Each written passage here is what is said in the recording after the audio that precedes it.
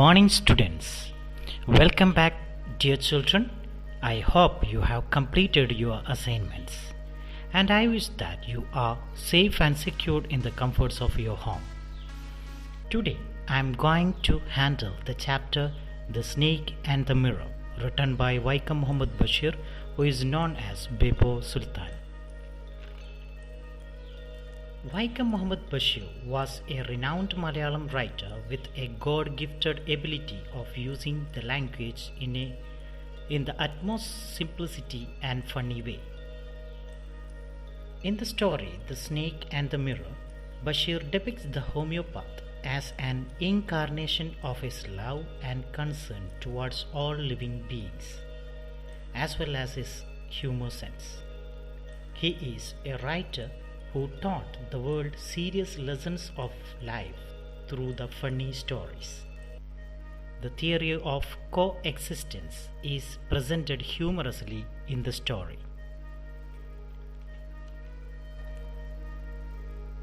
The literary device of contrast is very aptly used throughout the story to create comic situations. So, students, let us read his profile. Vaikam Muhammad Bashir.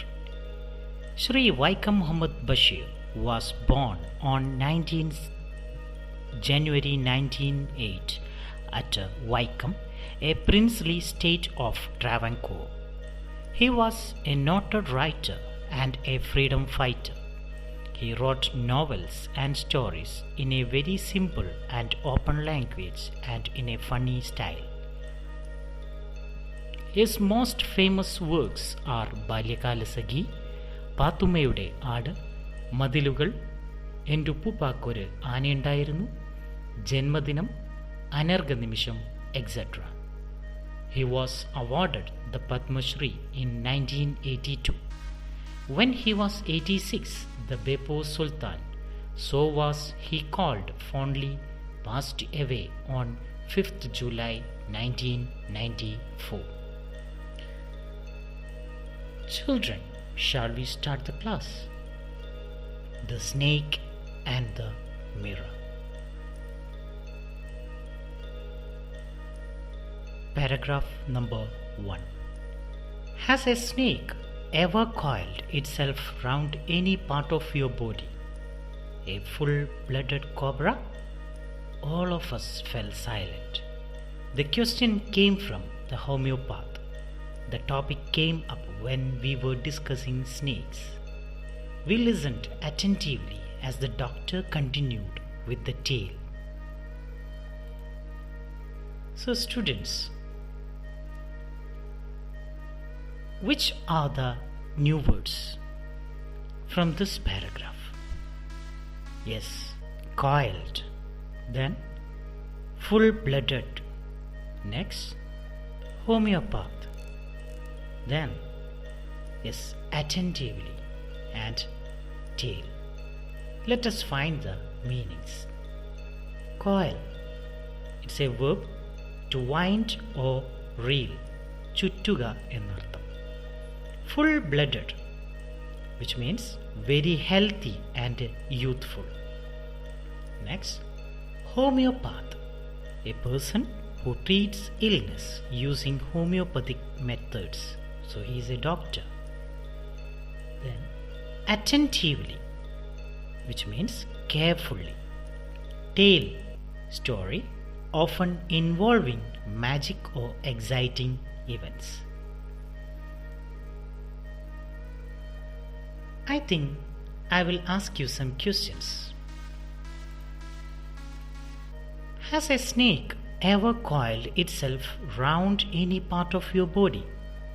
Who asked this to whom and when? Answer.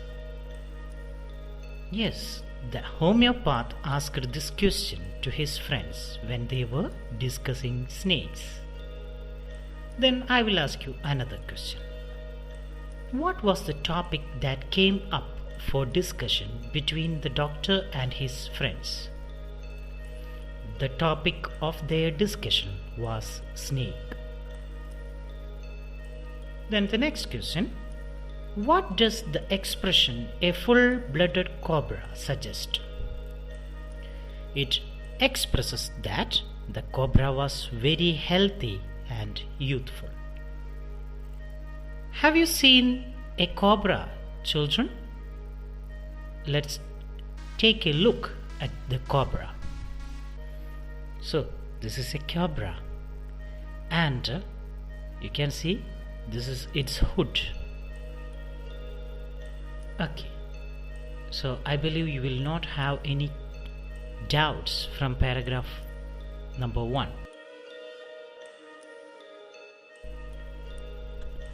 Let us read the second paragraph from Snake and the Mirror. It was a hot summer night about 10 o'clock. I had my meal at the restaurant and returned to my room. I heard a noise from above as I opened the door. The sound was a familiar one. One could say that rats and I shared the room. I took out my box of matches and lighted the kerosene lamp on the table. Which are the new words? Noise, box of matches, kerosene lamp. Okay, let's check. Noise, an unpleasant sound. Box of matches. It's matchbox. Yeah, you can see the picture here. Kerosene, a light fuel oil obtained from distilling petroleum. Mannenna. Kerosene lamp. A lamp works using kerosene. നമ്മുടെ പഴയ കാലത്തെ മണ്ണെണ്ണ വിളക്ക്. Then let's have some questions.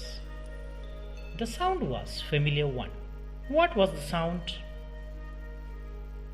The sound made by rats. I will ask you another. Which expression show that there were a lot of rats in the room? One could say that snakes and I shared the room. Okay, children, we can go to next paragraph, paragraph number 3. The house was not electrified. It was a small rendered room. I had just set up medical practice and my earnings were meager. I had about 60 rupees in my suitcase. Along with some shirts and dhotis, I also possessed one solitary black coat which I was then wearing. Okay, children, can you tell me which are the new words for you? Set up, earnings, meager, possessed, solitary. Let's take a look at the new words. Set up, which means build. Earnings, income. Meager, inadequate, insufficient. Possessed, owned. Solitary, here means single. Then, can I ask you some questions?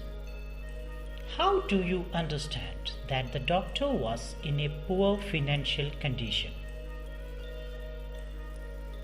Yes, he had just started his medical practice and in his possession he had only 60 rupees. What does the expression one solitary black coat signify? The word solitary signifies his own loneliness as well as his poor financial condition, as his coat has no companion. He has only one coat. അല്ലേ കുട്ടികളെ? അപ്പോൾ ഒരാൾക്ക് കോട്ടിൻ്റെ കൂടെ എന്ത് കൂടി വേണം അല്ലേ? അതിൻ്റേതായിട്ടുള്ള പാൻസ് അല്ലെങ്കിൽ സ്യൂട്ട് വേണ്ടതാണ്. അപ്പോൾ ഇദ്ദേഹത്തിന് ഒരൊറ്റ കോട്ട് മാത്രമേ ഉള്ളൂ എന്നറിയുന്നതുകൊണ്ട് നമുക്ക് മനസ്സിലാക്കാം he was in poor financial condition. Let's move for the Paragraph number 4. I took off my black coat, white shirt, and not so white vest and hung them up. I opened the two windows in the room. It was an outer room with one wall facing the open yard. It had a tiled roof with long supporting gables that rested on the beam over the wall. There was no ceiling. There was a regular traffic of rats to and from the beam. I made my bed and pulled it close to the wall. I lay down, but I could not sleep. I got up and went out to the veranda for a little air. But the wind god seemed to have taken time off. Can you tell me which are the new words? Took off, hung, tiled roof, gables, traffic. Let's have a look at them. Took off, which means remove or undress.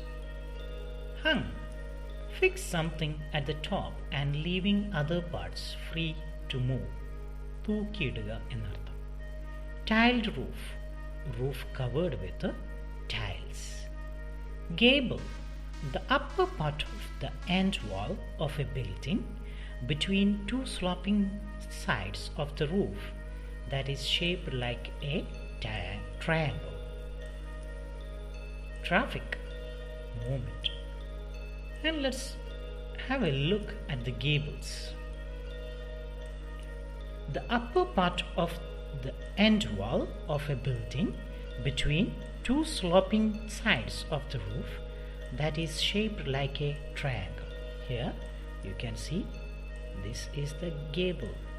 It is structured like a triangle and the upper part is known as gable.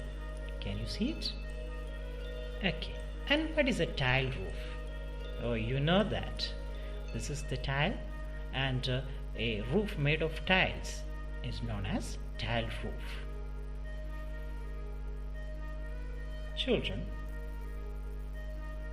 shall we go to the 5th paragraph? Snake and the mirror, paragraph number 5. I went back into the room and sat down on the chair. I opened the box beneath the table and took out a book, the Materia Medica.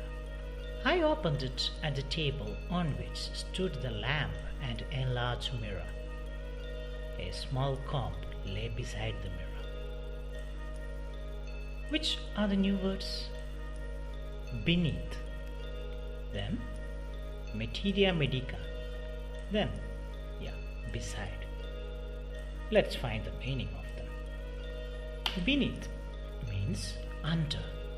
Materia Medica, a book on practice of medicine and remedial substances. Beside, near or close to something. So students, we can summarize that paragraph up to 5. The Snake and the Mirror is a story about a doctor who had only recently commenced his practice. His earnings were therefore very small.